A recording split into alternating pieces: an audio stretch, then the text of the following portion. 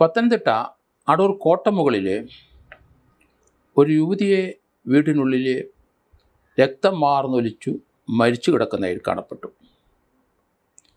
ഇത് കോട്ടമുകളിലെ ഒരു വാടക വീട്ടിൽ താമസിക്കുന്ന ഷെഹന എന്ന 31 വയസ്സുള്ള സ്ത്രീയാണ് മരണപ്പെട്ട് കാണുന്നത്. അവരെ ആൺസുഹൃത്ത് കൂടെയുണ്ട്. ഇവർ താമസിക്കുന്ന വാടക വീട്ടിലെ രാത്രിയിലെ വലിയ ബഹളം കേട്ടപ്പം അയൽവക്കംകാർ അവിടുത്തെ കൗൺസിലറെ വിളിച്ചു വരുത്തി. കൗൺസിലർ അവിടെ എത്തി.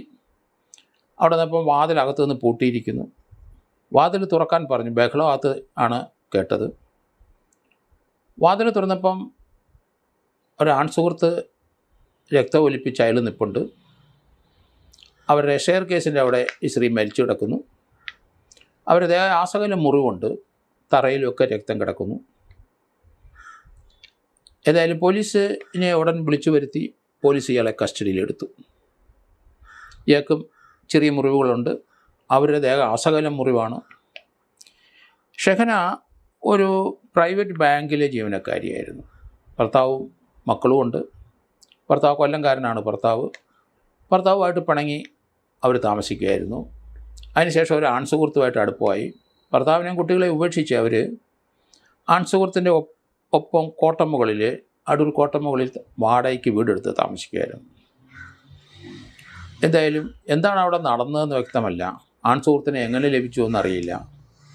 അയാളാണ് ഇവരെ കൊന്നതെന്നും അറിയില്ല. പോസ്റ്റ്മോർട്ടം റിപ്പോർട്ടിൽ മാത്രമേ നമുക്കതിൻ്റെ കൂടുതൽ വിവരങ്ങൾ അറിയാൻ കഴിയുള്ളൂ. വീടിനുള്ളിലെ കോണിപ്പടിയിലാണ് ഇവർ കിടന്നത്. അവരെ രക്തം ഒലിപ്പിച്ച് തന്നെ കിടന്നു. ധാരാളം മുറിവുകളും അവരുടെ ദേഹത്തുണ്ട്. ഇത് വഴക്കുണ്ടായ സമയത്താണോ ഇയാളത് ഇങ്ങനൊരു സ്വഭാവക്കാരനാണോ, സ്ത്രീകളെ പീഡിപ്പിക്കുകയും മുറിവേൽപ്പിക്കുകയും ചെയ്യുന്ന സ്വഭാവക്കാരനാണോ? ഏതായാലും ആൺസുഹൃത്ത് ഇവരിങ്ങനെയുള്ള സ്ത്രീകളെയൊക്കെ വളച്ച് അവരുമായിട്ട് ഒന്നിച്ച് താമസിക്കുന്ന സമയത്ത് മാത്രമായിരിക്കും സ്ത്രീകൾക്ക് ഇങ്ങനെയുള്ള അനുഭവം ഉണ്ടാകുക. അത് പതുക്കെ അതിൻ്റെ ഗ്രാവിറ്റി കൂടും. ധാരാളം സംഭവങ്ങൾ ഇങ്ങനെ നമ്മൾ കാണുന്നുണ്ട്. ഏതായാലും അവർ മരണപ്പെട്ടു. ഈ ആൺസുഹൃത്തിനെ തപ്പിപ്പോയി അവരോടൊപ്പം ഭർത്താവിനെയും അല്ലെങ്കിൽ മക്കളെയും കുടുംബത്തെയൊക്കെ ഉപേക്ഷിച്ച് പോകുന്ന ധാരാളം സ്ത്രീകളിപ്പം കേരളത്തിലുണ്ട്. പക്ഷേ അവരുടെയൊക്കെ അന്ത്യം മിക്കവാറും ഇതൊക്കെ തന്നെ മരണപ്പെടുന്നതായിട്ടാണ് കാണുന്നത്. കഴിഞ്ഞ ദിവസം ഒരു പ്രായമുള്ള സ്ത്രീ വീട്ടുകാരുമായിട്ട് ബന്ധം വെച്ചിട്ട് അവരവിടെ നിന്ന് ഇറങ്ങിപ്പോയി. അവർ തൃശ്ശൂർ ഭാഗത്തേക്ക് എവിടെ പോയി.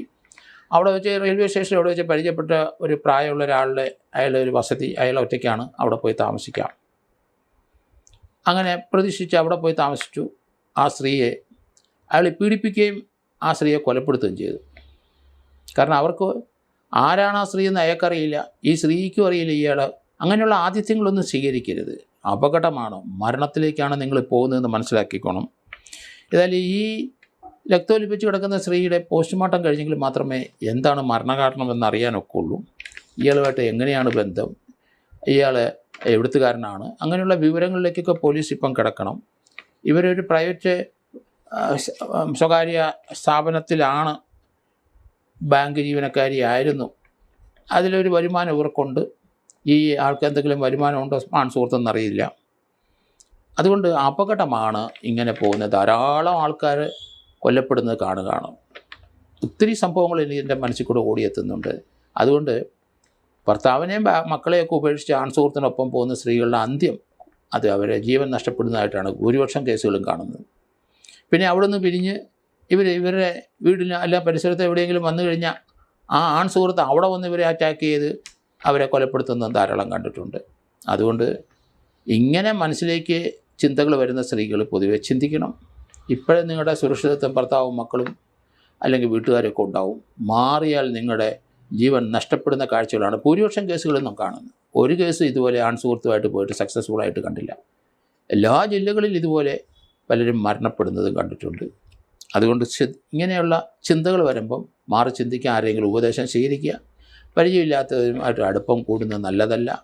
ആ ഉള്ള സൗകര്യത്തിലും അസൗകര്യത്തിലൊക്കെ ജീവിക്കാൻ പഠിക്കാൻ ശ്രമിക്കുക എന്ന് മാത്രമേ എനിക്ക് ഇതിനെപ്പറ്റി പറയാനുള്ളൂ.